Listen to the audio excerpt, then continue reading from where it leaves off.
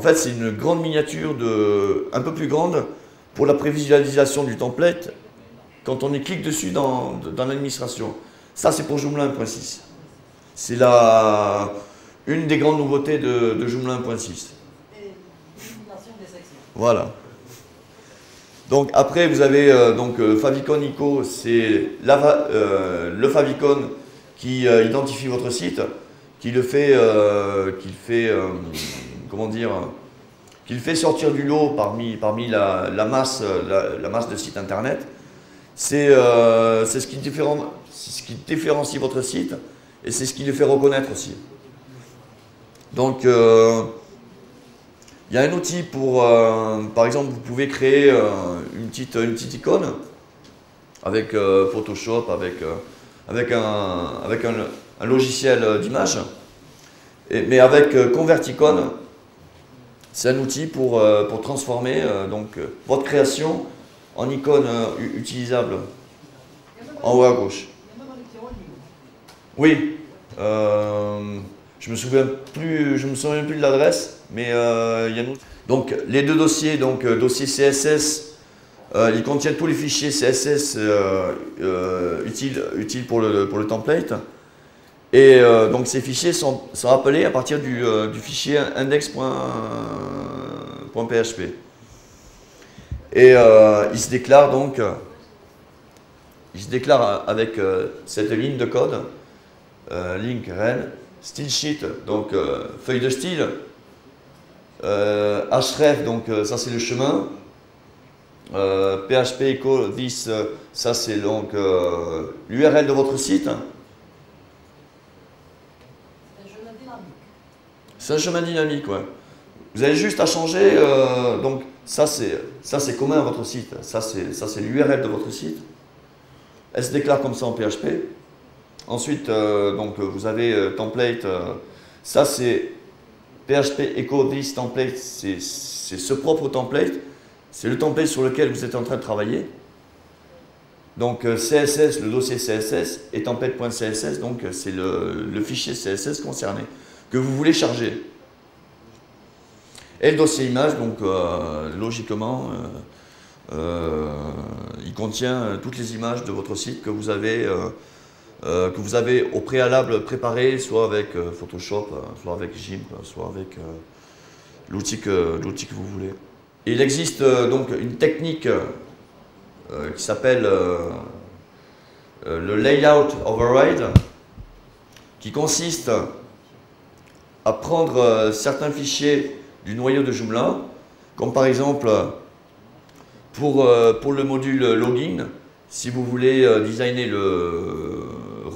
le module login, donc vous prenez ce fichier, donc module, dans le dossier module à la racine de votre site, vous rentrez dans mode login, dans TMPL, et vous prenez ce fichier défaut.php que vous mettez donc dans template, template avec les crochets, c'est votre template, HTML, donc il y a un nouveau dossier qui se crée, c'est un dossier HTML. Ensuite, vous devez créer un autre dossier qui s'appelle mode login, et le fichier défaut.php que vous avez pris dans le noyau de Joomla, ben vous le mettez dans ce chemin.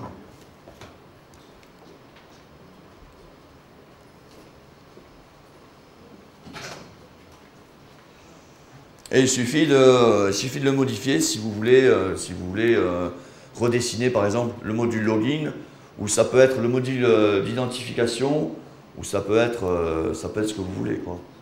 Pardon, là ça veut dire que le deuxième annule le premier. Oui. Oui, c'est ce qu'on appelle la surcharge. Voilà. C'est ce qu'on appelle. Ça se passe automatiquement. Dès qu'il détecte la présence du deuxième, il annule le premier. C'est le deuxième. C'est celui-là, là. C'est celui-là qui est prioritaire sur le premier. Oui, et ça se déclenche automatiquement. Ah oui, oui, oui. À partir du moment où garanti. Ça se déclenche. Il n'y a pas de configuration à faire quelque part. Non, du tout. Il suffit de prendre ce fichier dans ce chemin, mode login, tmpl, défaut.php, vous le copiez et vous le collez ici, là.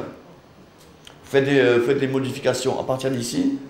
Et c'est ce qu'on appelle la surcharge. Donc, si vous avez des questions à poser, j'y répondrai avec plaisir. La structure des fichiers, ça sera la même. Le JDoc, pardon. Le JDoc que je vous ai dit, entre la version 1.5 et la version 1.6, il ne change pas du tout. Ce qu'il faut changer juste, c'est au niveau du fichier template details.xml. C'est ici, là. C'est la balise d'extension. C'est quand vous allez charger votre template, quand vous allez le télécharger à partir de la partie admin, Joomla, il va reconnaître ça déjà. Extension version égale 1.6. Et si ça a été codé en 1.5, ça ne marchera pas. Donc c'est surtout à ce niveau-là. Est-ce que j'ai répondu à ta question? Alors on passe à une autre. Oui, donc je vais relier avec monsieur la version 1.6. Est-ce que quand tu ajoutes 1.6... Tiens pas le micro. Oui, merci. Est-ce que quand tu ajoutes 1.6.2, est-ce que c'est nécessaire? Non, c'est 1.6. C'est 1.6, ouais. 1.6, ouais. Ouais. Donc, c'est quoi exactement un framework?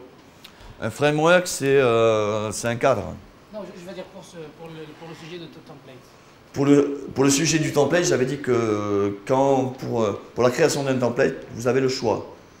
Vous avez le choix entre soit créer un template de A à Z, ou soit passer par un framework. Mais quel type d'aide peut le framework nous donner pour créer un template? C'est quoi, par exemple? Quel est l'avantage? Quel est l'avantage d'utiliser Soit on écrit tout le code, le HTML, tout le code, le CSS et tout, soit on utilise les frameworks. Ouais. Et comment ça peut nous aider? Mais, les frameworks sont déjà plus souples. Par exemple, je prends l'exemple du JAT3. Vous avez un système de compression de fichiers. Vous avez une administration qui est friendly. Friendly, bon, excusez-moi, je parle en anglais, mais qui est vraiment convivial, avec un système d'onglets imbriqués qui facilite la navigation. Et ensuite... Est-ce que ça nous donne une partie du code qu'on doit... Ah ouais, vous avez une partie du code, ouais. Voilà, ok. C'est génial. Et le système du JAT3 Framework, qui a été développé par Joomla, qui est une société vietnamienne, il propose un système de thèmes.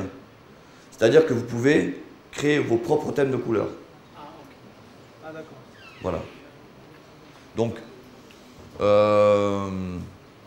je conseillerais pas trop enfin, si vous débutez dans la création de template, je conseillerais pas trop de passer par un framework, parce que déjà il faut... tout coder. Ouais, il faut, il faut s'auto-former au HTML et au CSS. Vous avez des tas de ressources sur le forum de Joomla. Merci bien. J'ai rencontré un composant en ligne qui s'appelle Generator. Qui s'appelle Generator, Framework Generator. Ouais. Template Generator. Ouais. Qu'est-ce que vous pensez de ça? Je connais pas. C'est un template reader. C'est un générateur de template. On en a... Est-ce que tu connais Artistier? On en a déjà discuté hier. Bon, vous voulez savoir exactement ce que je pense d'Artister? Oui, mais... Bon, Artister, c'est un générateur de templates. C'est-à-dire qu'on est très bridé, très bridé sur la création. C'est une forme de, par exemple, vous connaissez Word? Bon, Word, quand vous voulez faire une mise en page, vous n'avez pas trop le choix, quoi. Artister, c'est un peu pareil. Ça a la même interface que Word, et vous êtes vraiment très bridé. Si par exemple vous êtes une web agency par exemple, qui a une commande d'un client, un client qui veut quelque chose de particulier, ça sera impossible à faire avec Artister.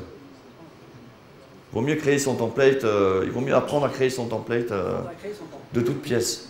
la feuille de style de community builder. Si vous voulez faire un... Ouais, voilà, ouais. Si vous voulez faire une surcharge, plutôt que override, c'est plus une surcharge. C'est un remplacement, quoi. Moi, dans votre cas, je serais plus à modifier la feuille de style de community builder. Les surcharges marchent pratiquement pour tous les modules, mais ça a beaucoup de mal à marcher pour les composants. Pour les composants, il vaut mieux attaquer la feuille de style du composant en question, quoi.